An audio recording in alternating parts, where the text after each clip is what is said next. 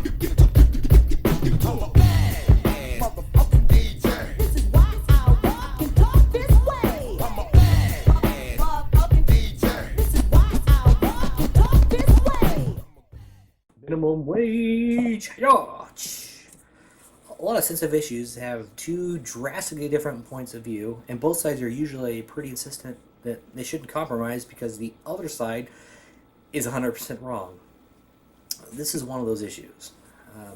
As a reoccurring theme with my videos, I look at the situations sometimes from a different angle, or I find a happy medium, or sometimes, like you'll see in the case of this one, I just shoot both sides down as being misinformed, or just it really is a non-issue.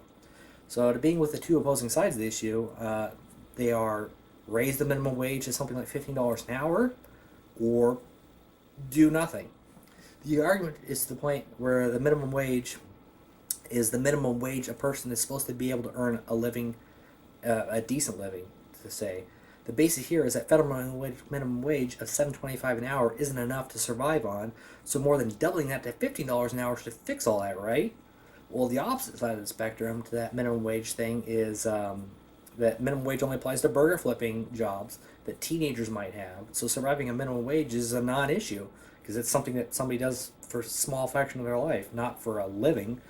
And people that are currently making $15 or slightly under that an hour are up in arms because either they have special training or have worked to earn their wage, up at say $15 an hour. So some lazy person with no skills shouldn't just come along and earn the same or potentially more money than them. It's not right.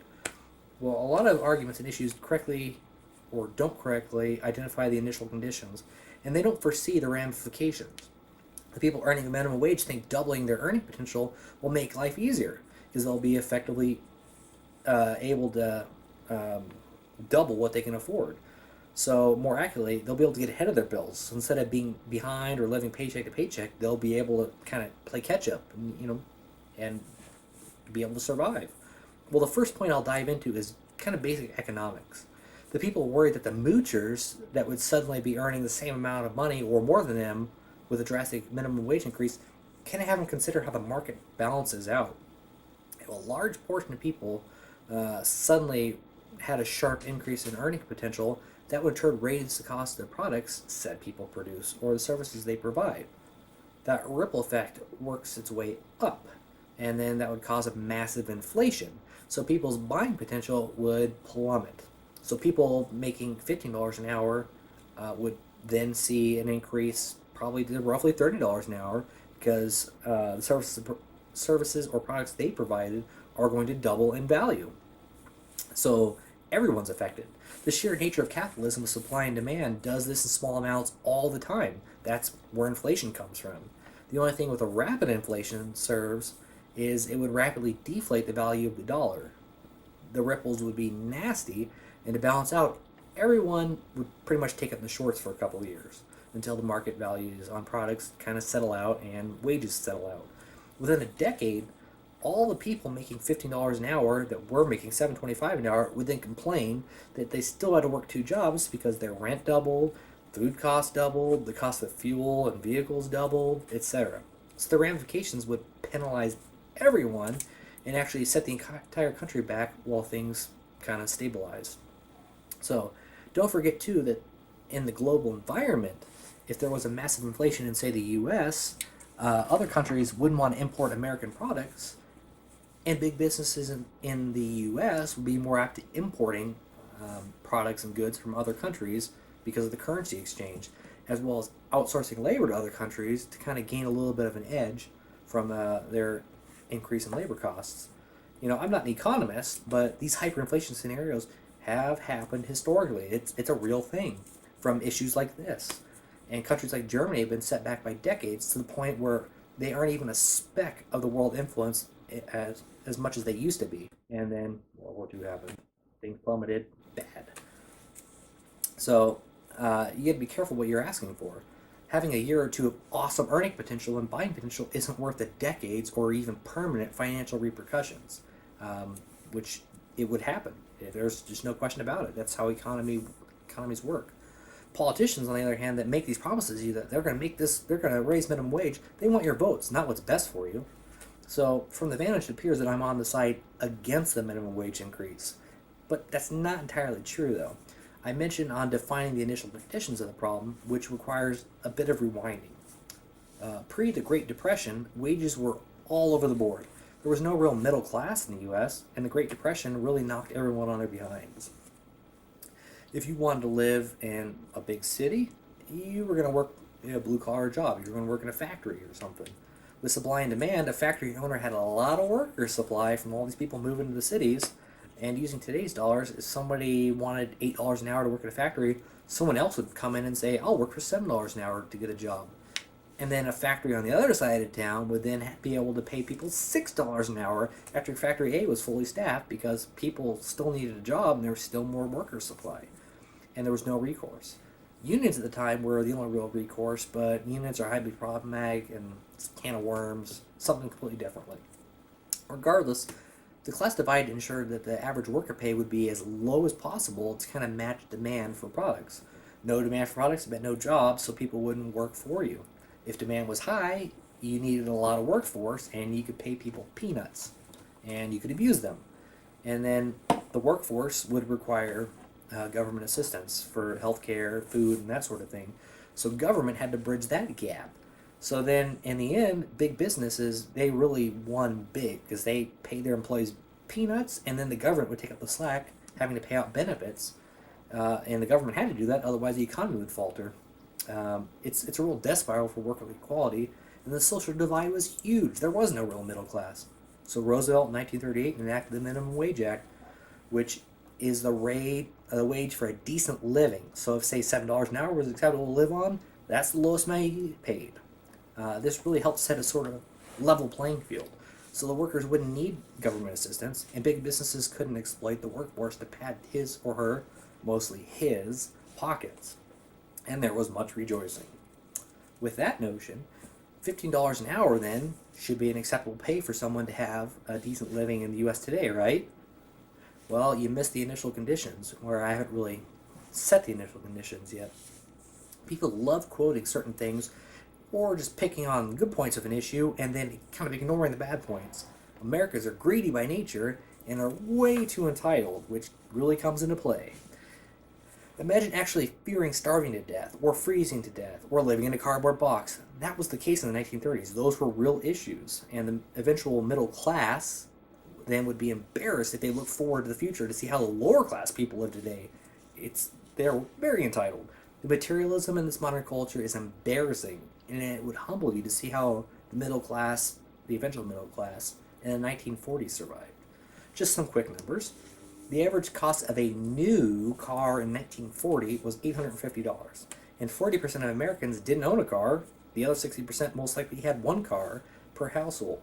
Accounting for inflation, that same car would cost $14,450 now. Pretty decent. The average cost of a home in 1940 was $3,920. That calculates out to $66,625 now. The average income per year was $1,725, $29,315 now, which averages out to $14.09 an hour. Hey, look at that. The average food expenditure in 1943 for a family of four was $15 a week, $206 a week now. So back that up with that. I had mentioned the federal minimum wage in 1940 was equivalent to $14 an hour. No, that's the average wage in 1940. The minimum wage in 1940 was 30 cents an hour, which is equivalent to $5.10 an hour now. So I wholeheartedly agree that minimum wage is necessary, and I agree that it should increase with inflation. And guess what? It has. Inflation's been between 2 and 3% a year on average for the last 70 or so years. So when I was 16, bagging groceries was the only time I ever paid minimum wage, and it was $5.25 an hour 15 years ago. So that falls right in line with that 2 to 3% inflation a year figure. And if you figure 2.5% inflation since, say, 2000, and the federal minimum wage was $5.25 then, well then 2010, 2020, and 2030, the federal minimum wages should be $6.72, $8.60, and $11. Well, it's midway between 2010 and 2020, and the minimum wage is $7.25. So If that jumps to $8.60 an hour by 2020, then everything more or less checks out. Minimum wage is following inflation, and that signifies a strong economy, normal inflation, normal earning and buying potential, etc. But wait, how can you earn a living on $8.60 an hour now? If you notice, I discussed not only the minimum wage and how it has correlated perfectly with inflation, I also talked about how the buying potential has kind of fallen right in line since the 1940s in 2015 dollars. So the economy is pretty decent at this point. And what's the culprit then? How can 860 or 825 an hour not be enough?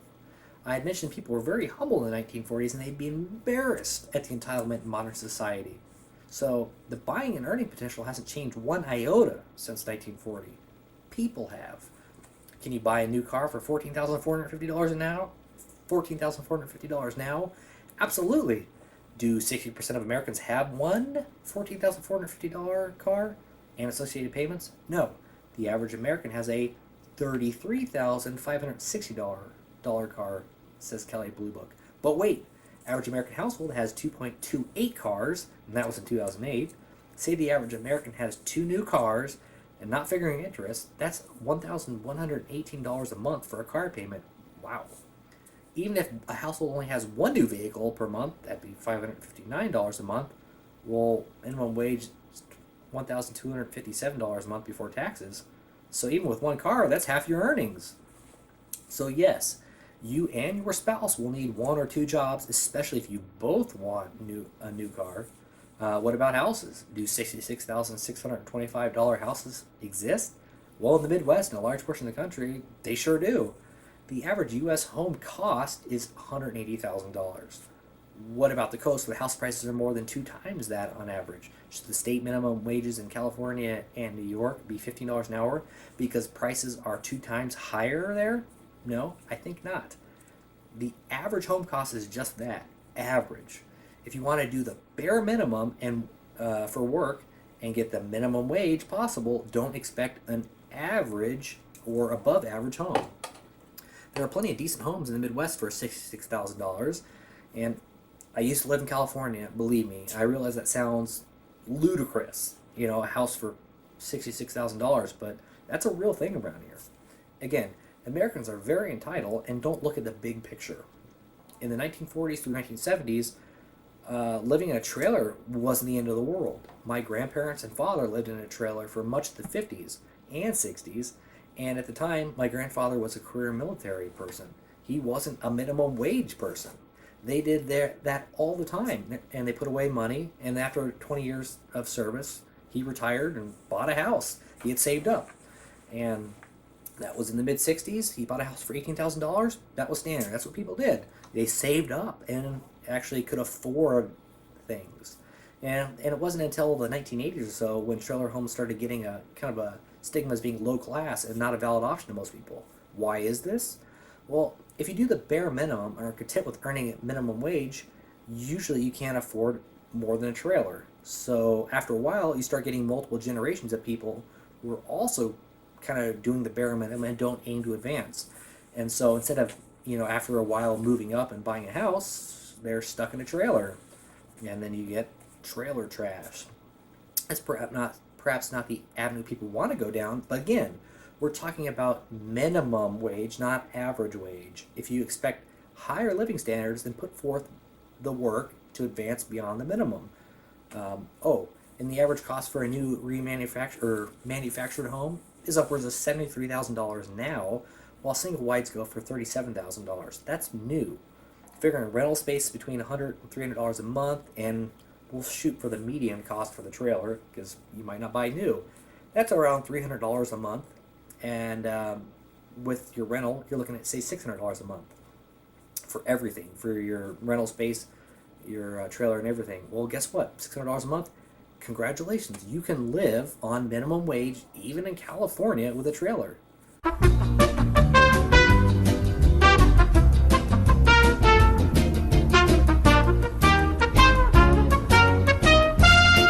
Sorry, to take a quick break. Anyway, the other angle about this large expense people pay is food. I mentioned the average family of 4 in 1943 spent $206 a week on food. and that's in today's dollars. As of 2013, the same Gallup poll shows the average family of four spends $151 a week on food. Wait, they pay less now for food than they did back then? Well, if you think about it, with improved transportation, better preservation, improved infrastructure for grocery stores, etc., it kind of makes sense if you think about it that you should be able to buy food for less now than you could in the 1940s, adjusting for inflation. So that big expense is yet another nail in the coffin that minimum wage being subpar for decent living is not true. But people in America want to eat out at restaurants. They want to have fancy beverages and treat themselves. That was something special back in the 1940s, and eating out 4+ times a week isn't exactly a decent living. That's a above average living, especially if you look at it from the 1940s family vantage. The average family wants to have at least an average home, an average or above average car, smartphones, top tier cable plans. They want to eat out a lot, and they want to scoff at minimum wage as being insufficient to be able to afford all of that. Well, it's true. You can't afford all of that above average or average stuff if you're going to put forth the minimum and take home a minimum wage. So minimum wage isn't the average wage. Roosevelt never claimed that. It's the minimum wage for a decent living and to get people off of relying on government support. It is totally feasible now to earn minimum wage and have a decent life in 2015. Just to throw some more numbers in the mix, consider what people expect. Say a $180,000 average house now is $912 a month. That doesn't include property tax. And let's throw another $559 a month car payment because you need the best car out there, or the average car at least. And say you're dropping $604 a month in your food bill, but then you take your family out 3 times a week, $50 a pop. That's $600 more a month. And then you pay $100 a month for your cable bill and $100 for your smartphones that everybody needs. And then figure another $300 a month for insurance, registration, your gas bill, electric bill, sewer, water bills, probably. You're up to about $3,170 a month in expenses. That adds up pretty conservatively, and that turns out to be $38,000 a year, which would require roughly at least a $50,000 a year job. What's the median wage as of 2013 in the U.S.? $50,000 a year. Hey, look at that. A slightly above average expenditure in the year, and an average wage can afford that. Mind blown.